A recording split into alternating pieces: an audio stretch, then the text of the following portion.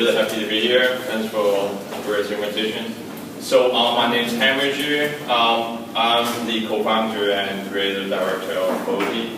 Floatti right now is using Virtual as a smart suitcase. We have been on Kickstarter and Indiegogo, and I think we get about $820,000 US so far. I didn't really prepare to talk a lot about products this time. I thought I wanted to talk more about the company and the process. Talking about Floatti as a bigger picture, I think Floatti is trying to offer a smoother, stress-free traveling experience. So it's about an enhanced luggage hardware for reducing travel hassles, and it would be associating with some time-saving travel services, for allowing better travel lifestyle, and less pre-flight preparations. So the luggage is what we're doing right now. That's what we call phase one. It's an what we call enhanced luggage experience. So so that's actually why we call it smart suitcase, because we have a bunch of that innovation built in, including suspension suitcase wheels that helps you to overcome some obstacles twice as much as conventional suitcases. And we have handbag docking. It's not digital, but it's trying to solve the problem that everyone trying to put their handbag on top of the suitcase and then hold the handbag with the suitcase handle together in one hand. So also we have an app connected smart handle. It has that touch control for you to do some to control your phone right at the handle, because when you're using a luggage, your hand is always on the handle. So it helps you to, for example, dial some preset contact number, so you don't have to actually pull up your phone from your handbag. We started this back about 18 months ago. We had the concept we see opportunities and some unsolved pain points of existing products. That's why we kind of spending a couple of hours of user analysis and trying to put together the prototype and went on to Kickstarter. And we also targeting to launch a phase 2, which is we're trying to drafting some detail right now. It's about offering some lifestyle travel services to Floatti users at destinations. It's targeting for reducing pre-travel preparation and trying to offer some less compromised travel lifestyles. So just go for it really quick. Floatti hardware came with some additional function, including the built-in scale, some anti-loss or like baggage claim arrival alerts. We also have a collection of accessories, including some packing pouches that can kind of attach to the lining of the suitcase, and some portable laptop charger.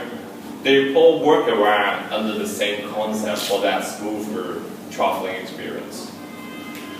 So, we try to put together a little travel brand instead of a luggage brand. So we talk about branding and marketing. We're targeting users, basically some frequent travelers from about 27 to 45 years old, who care about the way they travel, like they travel, how do they look when they travel, and what kind of experience, when they spend time in the hotel, when they walk down the street. So we try to approach them through travel, fashion, and design medias.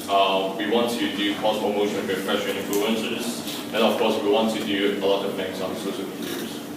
And we want to send out a very, very clear message to them that with Floatti they can make themselves to have a more fashionable and enjoyable travel experience. And so we just went through a new round of rebranding recently, after the Kickstarter logos and concepts. So we imagine Floatti to be something really smooth, confident, it's relaxing and light. That's actually how we named Floatti with. So financial-wise, I think we're targeting to sell Floatti at the carry-on the smaller size at about $450.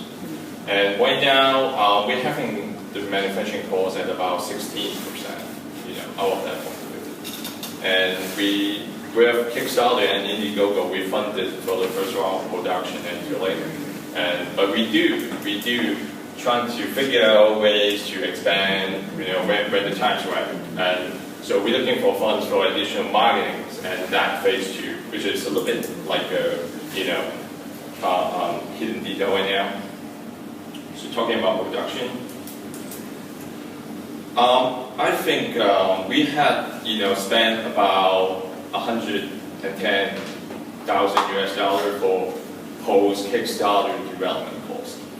It's including the staff, the team we put together in China, and that prototyping and that whole process was about 7 months long so far. We finished the Kickstarter campaign at around May last year, and we still have the Indiegogo campaign going on. So we are targeting to launch it in March.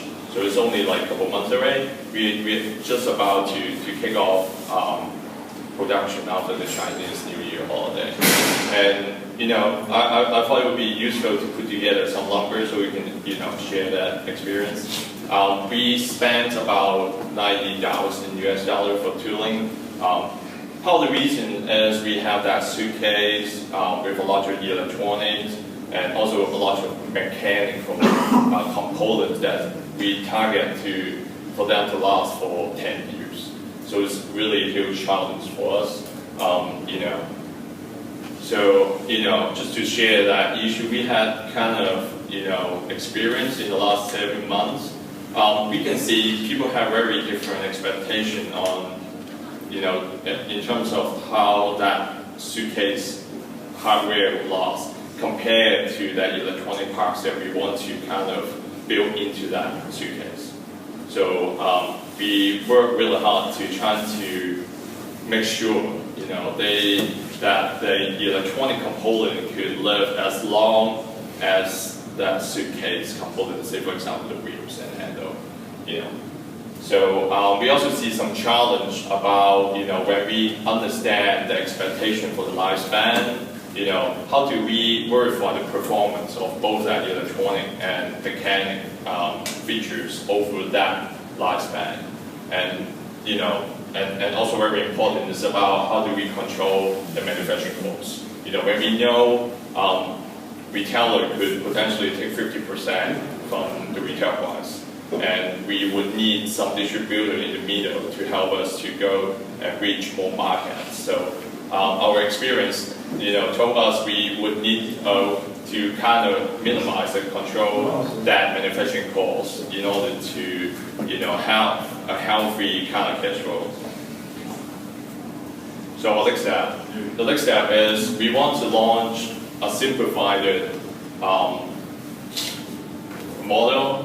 We want to kind of price it at about $250 and targeting extreme consumer instead of early adopters.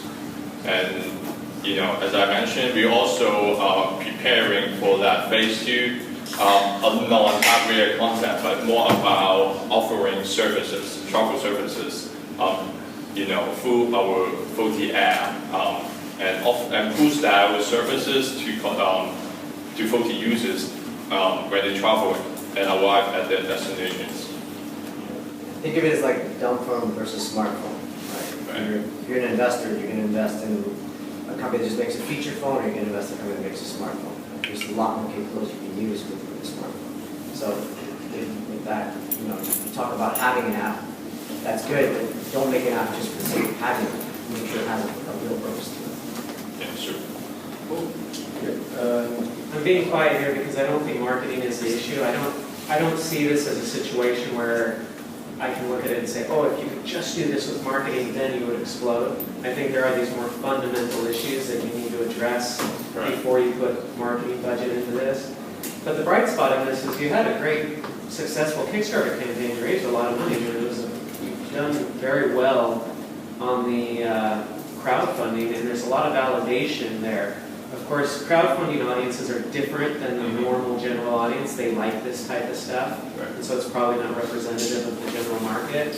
But I would be going back and getting this data that they're talking about from that audience and saying, why did you back this?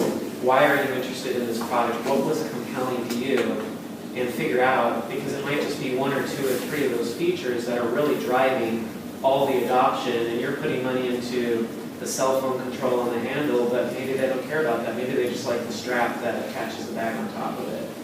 And so I would go back and figure out why they funded it. I mean, turn to the people who are already buying it. Say, why did you get this, and what is it missing? What else could we put on there? Maybe you've already done it. We've done that with our investments. We made go talk to every single backer via video call.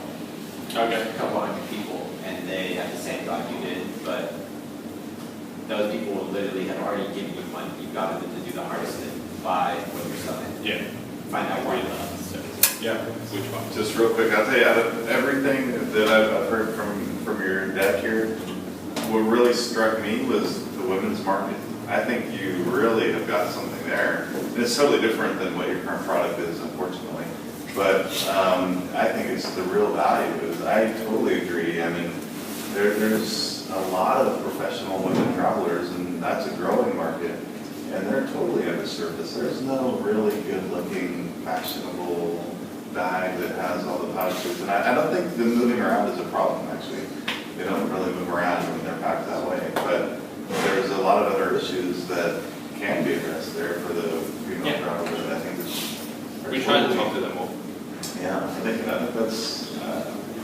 just real quick on my advice, I would kind of keep this going, but I would really do the research on that and see if there's a reason. Yeah, I guess, so just to finish this from my side. So I think, saying we did 5 is more like, it's more like limited by both, the resources and that timeline, right? So, obviously we won't try not to do more. It's more like just, we have that much of, sitting in the airport and talk to multiple potential users already occupy a lot of time and money.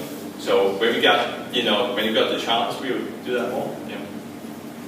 All right. Thank you very much. So Thank you. Here because otherwise we won't have time for next. Thank you very much.